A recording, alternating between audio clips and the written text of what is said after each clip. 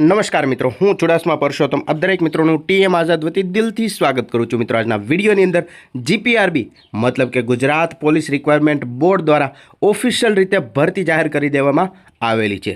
કુલ જગ્યાઓની વાત કરીએ તો 13,591 જેટલી જગ્યાઓ ઉપર આ ભરતી છે તે ડિક્લેર કરવામાં આવેલી છે અને ફોર્મ ભરવા માટે પણ લગભગ 20 દિવસ જેટલો ટાઈમ આપેલો છે। એટલે કે 3 ડિસેમ્બર 2025થી લઈને 23 ડિસેમ્બર 2025 સુધી ઓનલાઈન અરજીઓ મંગાવવામાં આવેલી છે।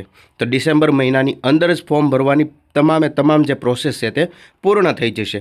તો આ ભરતી માટેનું ફિઝિકલ મતલબ કે ગ્રાઉન્ડ છે તે ક્યારે આવશે? જો તમારા મનની અંદર પણ આવા પ્રશ્નો હોય તો ખાસ વિડીયો તમારા માટે છે, માટે ખાસ કરીને વિડીયોને અંત સુધી અવશ્ય જુઓ। અને હા મિત્રો, હજી સુધી ચેનલની અંદર નવા હોય તો મિત્રો ચેનલને સબસ્ક્રાઈબ કરવાનું ભૂલતા નહીં।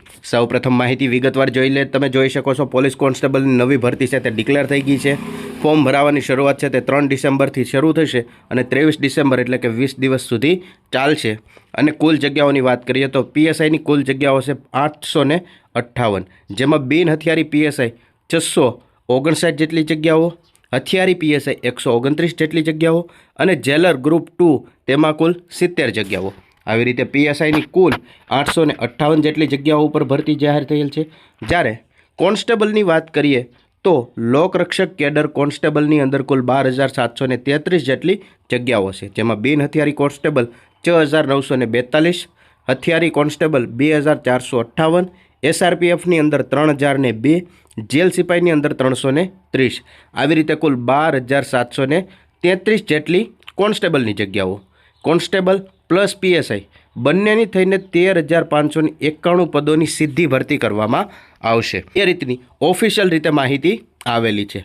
હવે તમે અહીંયા જોઈ શકો છો માહિતી છે તે 30 નવેમ્બરના રોજ આવેલી છે અને ફોર્મ ભરાવાની શરૂઆત 3 ડિસેમ્બર મતલબ કે ત્રીજા કે ચોથા દિવસથી જ ફોર્મ ભરાવાની શરૂઆત થઈ જશે અને ફોર્મ ભરવા માટે પણ 20 દિવસ જેટલો ટાઈમ આપવામાં આવેલો છે।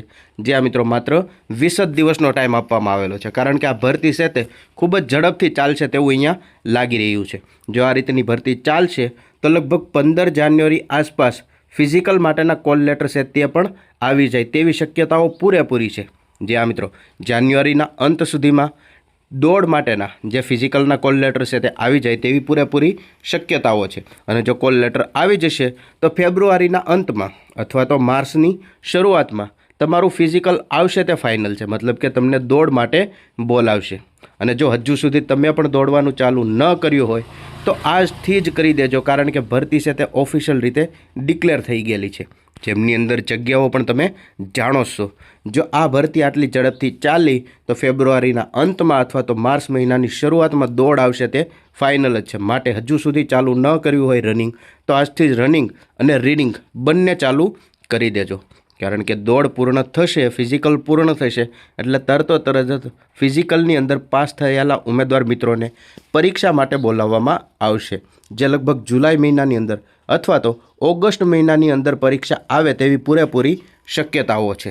અને આવી રીતે બધું શેડ્યુલ ચાલશે, મતલબ કે ડિસેમ્બરની અંદર ફોર્મ ભરાઈ જશે, જાન્યુઆરીના અંત સુધીમાં દોડ માટેના જે ફિઝિકલ માટેના જે કોલ લેટર છે તે આવી જશે, ફેબ્રુઆરી કે માર્ચ મહિનામાં દોડ શરૂ થઈ જશે, જુલાઈ ઓગસ્ટમાં પરીક્ષા આવી જશે, તો લગભગ આવતી દિવાળી સુધીમાં જે ઉમેદવાર મિત્રો પાસ થશે તેમના હાથમાં નિમણૂક પત્રો હશે તે ફાઇનલ જ છે। માટે આવતી દિવાળી સુધીમાં તમારા ઘરે પણ સુખનો સૂરજ ઉગી શકે છે। જે હા મિત્રો, આ તમામ પ્રોસેસ છે તે આટલી ઝડપથી ચાલશે તો દિવાળી સુધીમાં તમારા હાથમાં પણ નિમણૂક પત્રો હશે।